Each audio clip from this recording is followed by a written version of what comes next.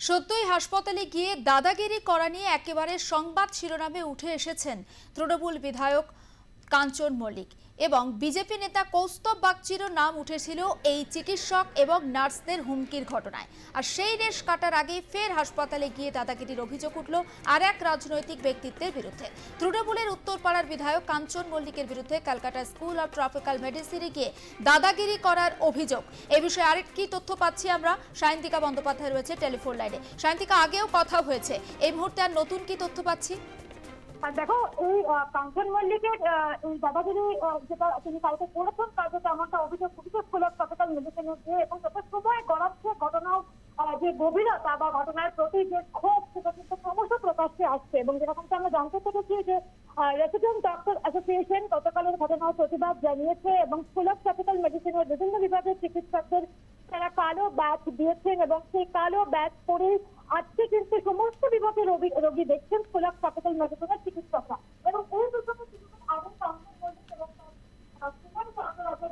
যে রিয়াকশন সেটা কিন্তু আমরা পেয়েছি এবং তারা কিন্তু বলছেন যে তারা এরকম কোনো কিছু করেননি। কাঞ্চন মল্লিক তিনি কিন্তু কাজের ঘটনা দায়ের দিয়ে বলেছেন তিনি এরকম ধরনের কোনো কথা বলেননি। তিনি শুধু বলেছিলেন যে তার আজকে পেশেন্ট চেক করিয়ে দেওয়ার জন্য চিকিৎসক যেমন তখন তিনি তার ব্যবহার করেছেন এবং সেটাই ডক্টর তিনি বলছেন যে যে সমস্ত জুনিয়র চিকিৎসক গতকাল থেকে এই ঘটনার জন্য সরব হয়েছেন তারা গতকাল কোথায় ছিলেন তারা তিনি বলছেন তারা অনেকক্ষণ বাইরে দাঁড়িয়েছিলেন, তারা ঘটনাস্থলে কোনো জুনিয়র চিকিৎসক আসেননি। বলছেন যে এটা তো রাজনৈতিক কোনো রং না লাগানোর কথা, সবকিছু রাজনৈতিক রং লাগানো যায় না। শান্তিকা, একটু কি স্থান পরিবর্তন করে কথা বলা সম্ভব?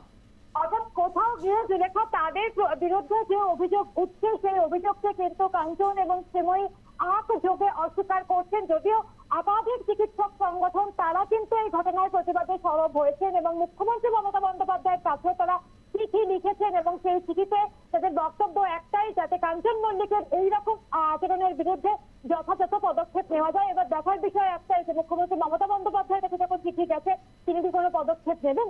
জিলেখা, একেবারে অবশ্যই নজর থাকবে সায়ন্তিকা। আপাতত তোমাকে ধন্যবাদ। এবং এই ঘটনায় কিন্তু রীতিমতো ক্ষুব্ধ হয়েছে চিকিৎসক মহল। মুখ্যমন্ত্রী মমতা বন্দ্যোপাধ্যায়ের কাছেও কিন্তু তারা দরবার করেছেন। এখন দেখার মুখ্যমন্ত্রী এই ঘটনায় কোনো পদক্ষেপ গ্রহণ করেন কিনা। কিন্তু ওই দিন হাসপাতালে যারা উপস্থিত ছিলেন সেই সমস্ত প্রত্যক্ষদর্শীরা তারা ঠিক কি জানাচ্ছেন, চলুন শোনা যাক। আমি রিপোর্টটা দিতে যাই, তো কাঞ্চন মল্লিক ছিল ওখানে, কাঞ্চন মল্লিকের ওয়াইফ ছিল। কোনো কারণে হয়তো পেশেন্ট, একটা বাচ্চা পেশেন্ট দেখছিল, সেই মুহূর্তে উনি ওনার ওয়াইফ একটা কিছু রিপোর্ট দেখাতে গেছে বা কিছু জিজ্ঞেস করেছে, তো উনি সেটা যথাযথ অ্যান্সার দিতে পারেনি, কারণ অলরেডি একটা পেশেন্ট দেখছিল আমাদের যেটা সামনে হয়েছে। সেই ক্ষেত্রে কাঞ্চন মল্লিকের ওয়াইফ মানে খুব খারাপভাবেই একটা বিহেভিয়ার করেছে, স্যারের সাথে যে নামগুলোর কথা বলেছে আর সাথে বলেছে যে আপনার রেজিস্ট্রেশন নাম্বার বা আপনার পুরো নাম পুরোটা মানে উনি কাইন্ড অফ মানে দেখে নেবে এরকম একটা ব্যাপার উনি একটা করছিল। বাট স্যারের এখানে কোনো দোষ ছিল না, এটা না আমি বা আমার সঙ্গে ওখানে অনেক পেশেন্ট ছিল, আমি একাটা ছিলাম না, আরো 8-10 জন পেশেন্ট ছিল। সমস্তটা সবাই দেখেছে যে একজন কেউ রেকর্ডিং করতে চেয়েছিল, রেকর্ডিং করতে দেওয়া হয়নি। উনি কিছু রেকর্ডিং করতে চেয়েছিল সেটা বলতে পারবো না, উনি কারো রেকর্ডিং করতে চেয়েছিল, বাট ওখানে স্যারের কোনো দোষ ছিল না। কারণ এখানে 4 বছর ধরে আসছি, পোলাইট ব্যবহার স্যারের দুজন স্যারের আমি যে দুজন স্যারের আন্ডারে আছি পোলাইট ব্যবহার নেই খুব একটা, তো আমার মনে হয় না এখানে স্যারের কোনো দোষ ছিল। एक लड़का वहाँ पे खड़ी था, वो अपना फेसबुक ऐसे कैसे जो नहीं रहता, लाइन नहीं आता तो भागता है, वो ऐसे देख रहा था। वो आई लेडी बोल रही है उसको कि देखो तो वीडियो तो नहीं बना रही है, बल्कि हम भी देखे, वो फेसबुक देख रहा। इतने में वो जाके सर के ऊपर एक पेशेंट था, पूरा दवाई कैसे खाना नहीं, वो बोले कि सर की ऐसा ऐसा दवा खाना है।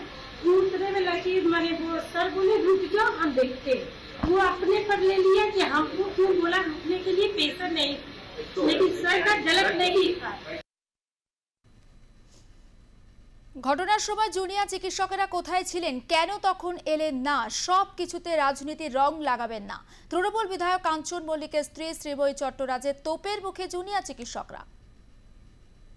কাঞ্চন মল্লিকের দিদা এটা কোনো পরিচয় নয়। আজকে যদি আমার বাড়ির কাজের লোকটিও যায়, আমার বাড়ির পরিচারিকাটিও যায়, আমার বাড়ির রান্নার দিদিও যায় দেখাতে, তাহলে কি উনি তার পরিচয়পত্র জেনে বলবেন ও তুমি অমুক রাজনীতি করো, দেখাতে আসবে না বলে রুট বিহেভ করবে? এটা কোথায় লেখা আছে?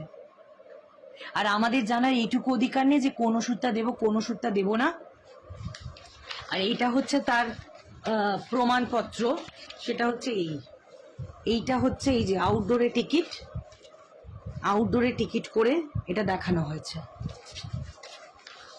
এটা হচ্ছে ডিসচার্জ সামারি যেদিন ছাড়া হয়েছে।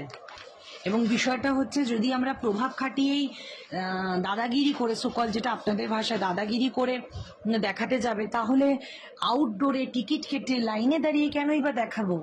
তাহলে তো পার্সোনালি চেম্বারে গিয়ে দেখাতে পারতাম।